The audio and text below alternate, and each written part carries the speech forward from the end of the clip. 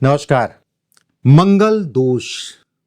बहुत सारे ऐसे बच्चे बच्चियां हैं या फिर बहुत सारे ऐसे माता पिता हैं जो कि बच्चों की जन्म कुंडली में देखते हैं कि मंगल दोष है या फिर मांगलिक है, और ये दोष को देखते हुए बहुत चिंतित हो जाते हैं। मंगल दोष अगर कहा जाए चिंता का विषय है, मांगलिक होना चिंता का विषय नहीं है। मंगल दोष चिंता का विषय है, मांगलिक होना चिंता का विषय नहीं है।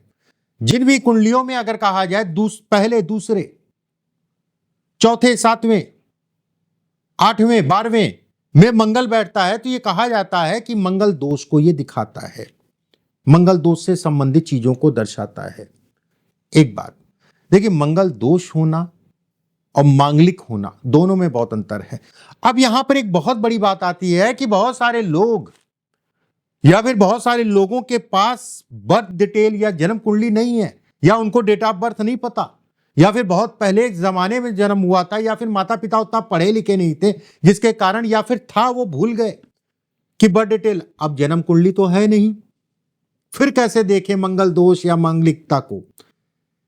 देखिए, मंगल दोष या मांगलिकता मैं आज हाथ पे आपको बताऊंगा, हाथ की रेखाओं पे आपको मैं बताऊंगा। आप इस चीज के लिए निश्चिंत रहिए, इस वीडियो को पूरा देखिएगा। 10 से 12 मिनट का वीडियो होगा और काफी हद तक का चीजें आपकी क्लियर हो जाएंगी।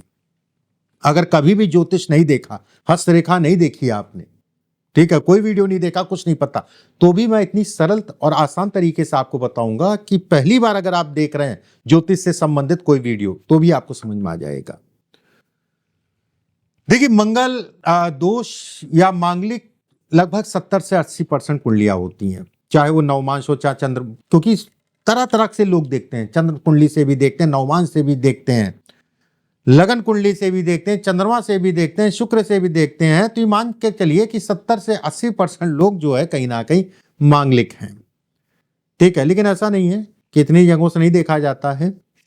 बहरहाल कुंडली पे मैं फिर कभी बताऊंगा, हाथ पे आज मैं बताता हूं मंगल दोष को आप कैसे देख सकते हैं। मंगल दोष को आप कैसे देख सकते हैं, ध्यान से समझिएगा। ये होती है जीवन रेखा, ये होती है केतु की या मणिबंध कह लीजिए, ठीक है।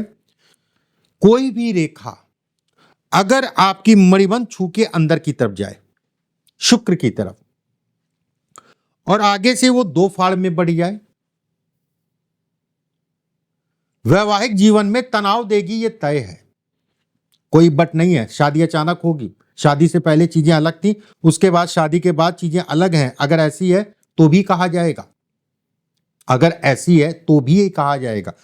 अगर इस टाइप से है तो भी एक तरीके से विवाह या वैवाहिक जीवन से संबंधित चीजों में ये तनाव या ये मंगल दोष को भी ये दिखाती है, ठीक है, मंगल दोष से संबंधित। और ये रेखा का मतलब ये भी कहलाएगा जो भी जीवन साथी होगा उसके शरीर स्वास्थ्य पे भी असर डालती है, शरीर स्वास्थ्य से संबंधित चीजों पे असर डालती है।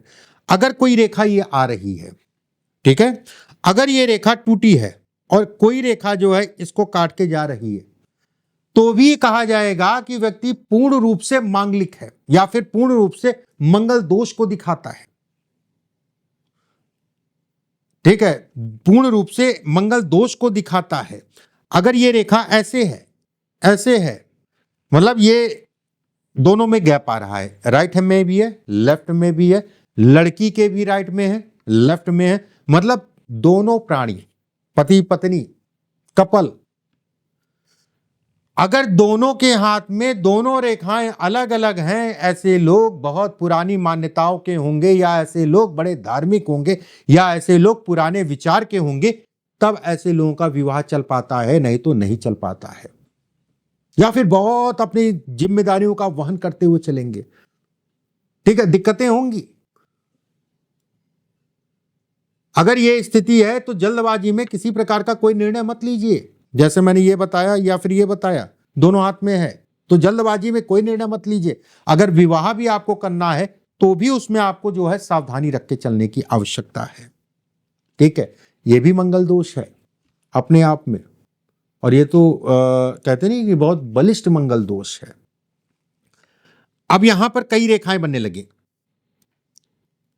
ये भी मंगल दोष है, एक साथ कई रेखाएं बन रही, मंगल दोष है। अगर दोनों हाथों में है तो बलिष्ठ मंगल दोष है, ज्यादा रेखाएं बन रही तो, उसके साथ में अगर गुरु की उंगली छोटी हो गई, शादी में दिक्कत, शादी होती नहीं, होती है, चलती नहीं चलती है, तो बहुत सावधानी पूर्वक, बहुत जिम्मेदारियों का वहन करते हो। जैसा अभी मैंने कहा नहीं, बहुत पुराने जमाने के या बहुत पुरानी सोच, या फिर कह लिए अपने जिम्मेदारियों का वहन करने के लिए दोनों लोग एक साथ रह रहे हैं, पति पत्नी। ये 90% वाली बात नहीं कर रहा हूं मैं, 100% वाली बात कर रहा हूं, जितनी भी चीजें मैं बता रहा हूं, ठीक है। इसमें कहीं कोई 90% वाली बात नहीं है। एक बात, अगर कोई रेखा ये ऊपर चली है, ऐसे करके आए, ऐसे लोगों की शादी नहीं होती, होती है तो चलती नहीं। अगर शुरुआत के 3-4 साल निकाल लिया तो अच्छा है। अगर ये बाद में बन रही है तो ये कहा जाएगा कि विवाह का सुख कम होने वाला है, ठीक है, ये विवाह का सुख कम होने वाला है। अगर हृदय रेखा बहुत पास से आए, यहां पर गैप कम बने, वैवाहिक जीवन में तनाव को दिखाता है, यह भी अपने आप में एक मंगल दोष है। यह भी कहीं ना कहीं मंगल दोष से संबंधित चीजों को दर्शाता है। देखो ये सब चीजें जो बता रहा हूं ना, अगर आपकी शादी हो चुकी है तो आपको थोड़ा सा जिम्मेदारी, पुरानी सोच, जैसा भी मैंने बताया। अगर शादी नहीं हुई है तो कोई जल्दबाजी नहीं करना है, कोई भी आपको अफेयर और इन सब चक्करों में पड़ के जो है जल्दबाजी में निर्णय नहीं लेना है। अभी जैसे मैंने ये बताया था कि ऊपर चली जाती है, बेहद खराब है ये। प्रेम विवाह बिल्कुल ना करें, माता पिता जो है उनके अनुरूप चलें, कुंडली बढ़िया से मिलवा लीजिए, उसके बाद आगे बढ़िए। अगर ये रेखा नीचे की तरफ मुड़ जाती है, मंगल दोष ये भी कहलाएगा। वैवाहिक जीवन में कुछ बातों को लेकर असंतुष्टि को दिखाता है। देखिए 100% वाली बात कर रहा हूं, चाहे आपसी तालमेल में कमी हो या कुछ, कुल मिला के समझिए कि आपको कुछ चीजों में समझौते के साथ जीवन में चलना पड़ेगा। मैं ये नहीं कहूंगा कि आपका जीवन साथी खराब होगा, मैं ये जरूर कहूंगा कि लेकिन कोई ना कोई बात ऐसी होगी जिसको आपको जो है समझौता करके चलना पड़ेगा। चाहे उसके बोलने का तरीका, उसके टोन मारने का तरीका, कुछ भी हो सकता है। वो तो अन्य रेखाओं को देखने के बाद पता चलेगा किस चीज में आपको समझौता, लेकिन ये रेखा दिखाती है समझौता, ठीक है, ये रेखा दिखाती है समझौता। यहां पर एक रेखा, इसको कोई रेखा, यहां पर 2-3 रेखाएं आपकी जो है, और उसकी कोई रेखा लंबी काट दे, ये भी अच्छे संकेत नहीं है। सोच समझ के शादी करिए, विवाह करिए, ये भी कहीं ना कहीं मंगल दोष से संबंधित चीजों को दर्शाता। कुल मिला के उम्मीद करता हूं आपको चीजें समझ में आएंगी, बड़ी आसानी से और बड़े धैर्य से मैंने आपको समझाया। अगले वीडियो में फिर आप सभी से मुलाकात होगी। अभी के लिए बस इतना ही। राधे राधे।